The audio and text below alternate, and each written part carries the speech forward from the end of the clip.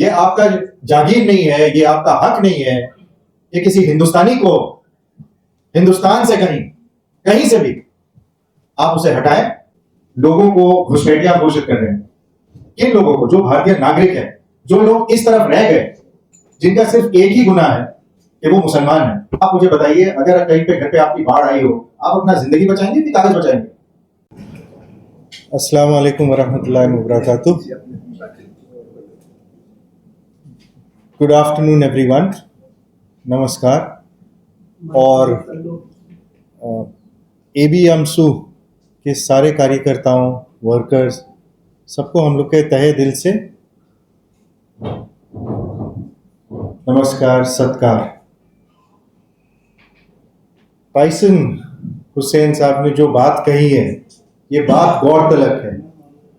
और ये बात गौरतलब इसीलिए है क्योंकि ये जो अन्याय हो रही है असम में, बंगाली स्पीकिंग मुस्लिम्स या बंगाली मुसलमान या असमीज मुसलमान के खिलाफ जो होते आ रही है, ये काफी संगीन अपराध और संगीन जुर्म का रूप धारण किया है।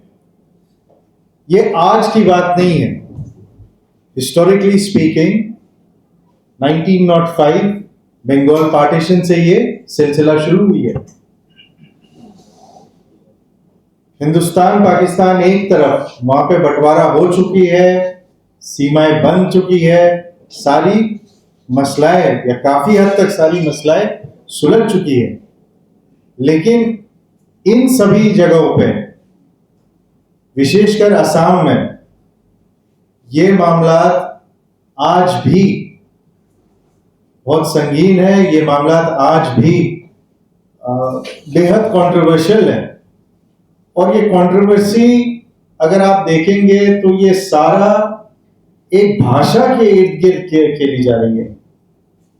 एक ऐसी भाषा जिसकी पहले कोई बुनियाद नहीं थी, उतनी ऐतिहासिक रोक नहीं थी। अनडिवाइडेड बंगाल में हम लोग सब विभिन्न डायलेक्ट्स में थे, विभिन्न बोलचाल थे, अलग अलग बोली थे, अलग अलग श्रेय थे। पर क्योंकि लकीरें खींच गई जमीन में, और उस बेसिस पे आज जो राज्य सरकार है वो उस बेसिस पे संविधान का उल्लंघन करते हुए लोगों को घुसपैठिया घोषित कर रहे हैं। किन लोगों को? जो भारतीय नागरिक हैं, जो लोग इस तरफ रह गए, जिनका सिर्फ एक ही गुनाह है कि वो मुसलमान है। If I have to give a perspective further on this, वो ये है कि पहले there was this controversy के बाकी सारे विद्रोही आ चुके हैं, सारा बांग्लादेशी आ चुके हैं। हमारा भाषा, असमीज भाषा आज ठेस पे है, आज चैलेंज पे है। मैं खुद नौगांव का हूं, असम का, और हमारे यहाँ पर बाप, दादा, वालिद साहब, सब लोग ने एक ही बात कही थी कि हम लोग, सब लोग ने कंसेंट दिया था कि हाँ, असमी भाषा होना चाहिए। और वो भी इसीलिए नहीं कि ये भाषा कुछ अलग है या हमारा कल्चर कुछ अलग है। हम लोग, सबको लगा कि हम लोग यहाँ पे जबकि रह रहे हैं, बस रहे हैं, तो क्यों ना हो। हालांकि हमारे घरों में ये बोलचाल नहीं है। हम लोग कल्चरली, सोशली, फिजिकली भी हम लोग अलग हैं। उसके बावजूद हम लोग ने तहे दिल से ये चीज अपनाया। आप सभी जानते हैं ब्रह्मपुत्र वैली और बरक वैली का फर्क, अंतर। बरक वैली में लोगों ने इसका खिलाफ किया, बरक वैली में लोगों ने इंडोर्स नहीं किया, तो वो बंगाली प्रधान बनकर के रह गए और ब्रह्मपुत्र वैली में असामीज बन के रह गए। उसके बावजूद ये मामला यहाँ पे थमी नहीं। उसके बावजूद ये मामला को बारंबार कम्युनल कलर दिया गया। और वो किस लिए दिया गया? वो इसीलिए दिया गया क्योंकि एक पर्टिकुलर कम्युनिटी जो है वो गरीब है, वो बेबस है, वो लाचार है, वो सड़क पे है। आज कभी यहाँ पे बाढ़ आ रही है तो कभी वहां पे नदियां बह रही है, ये रह नहीं सकते, इनके कागजात नहीं होते। आप मुझे बताइए, अगर कहीं पे घर पे आपकी बाढ़ आई हो, आप अपना जिंदगी बचाएंगे कि कागज बचाएंगे?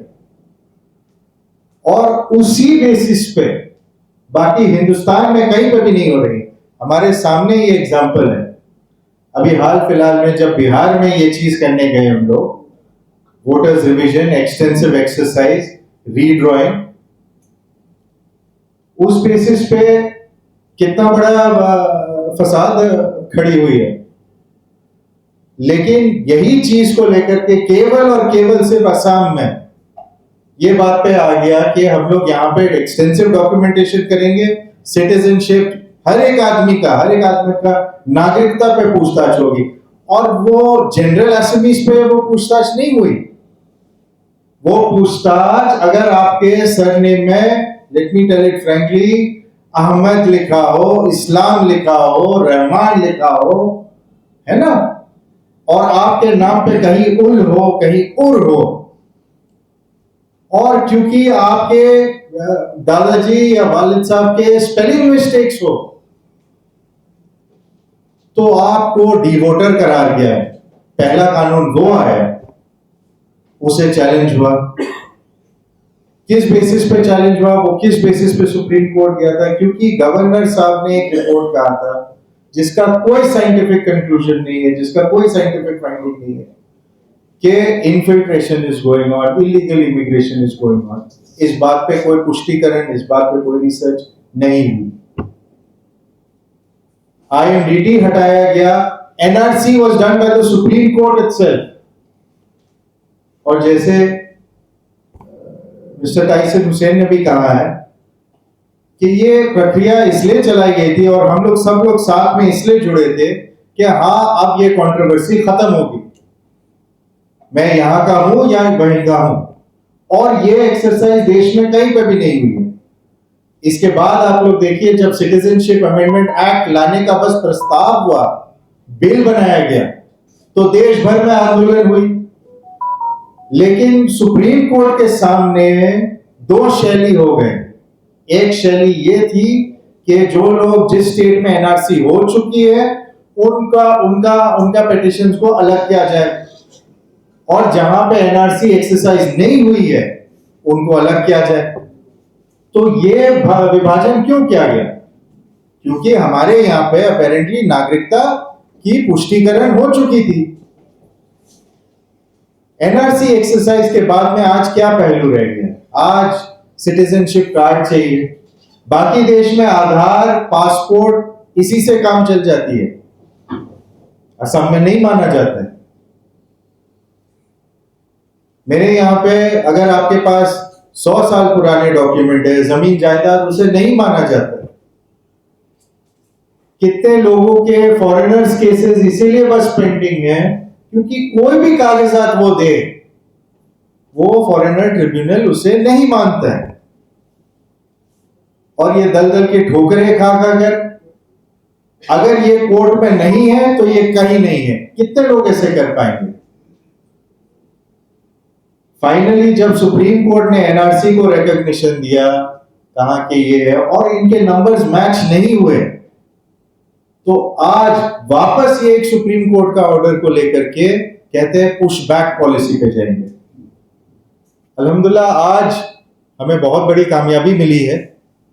ये भी बहुत इंपॉर्टेंट है AB अमसू के लिए, क्योंकि AB अमसू ने जो PIL दाखिल की थी सुप्रीम कोर्ट में अगेंस्ट पुशबैक, जिसे फिर सुप्रीम कोर्ट ने भी पुशबैक किया इन अ वे, लेकिन सुप्रीम कोर्ट ने ये लिबर्टी देकर के पुशबैक की थी कि क्योंकि इंडिविजुअल केसेस है यहाँ पे, आप लोग इसे एग्जामिन करवाइए at the level of the high court, और क्योंकि आर्टिकल 226 में इसकी स्कोप ज्यादा वाइड है, आप वहां पे डिटेल में परख सकेंगे, जान सकेंगे, समझ सकेंगे। तो उस बुनियाद पे जब वापस हाई कोर्ट में हम लोग ने पिटीशन की है, और आज जब माननीय गुवाहाटी हाई कोर्ट में उसकी हियरिंग हुई, तो हाई कोर्ट ने ये बात ऑब्जर्व एंड डायरेक्शंस पास की है कि मई के महीने से ये सब कहां से चल रहे हैं, किस आधार पर चल रहे हैं। और आज सरकार को निर्देश भी दिया गया है कि आप बताएंगे, क्योंकि इसी पिटिशन के अंदर एबीएमसू ने 21 लोगों की डिटेल्स दी है जो मिसिंग है इस पुशबैक पॉलिसी के तहत, इस अनकॉन्स्टिट्यूशनल पुशबैक पॉलिसी के तहत।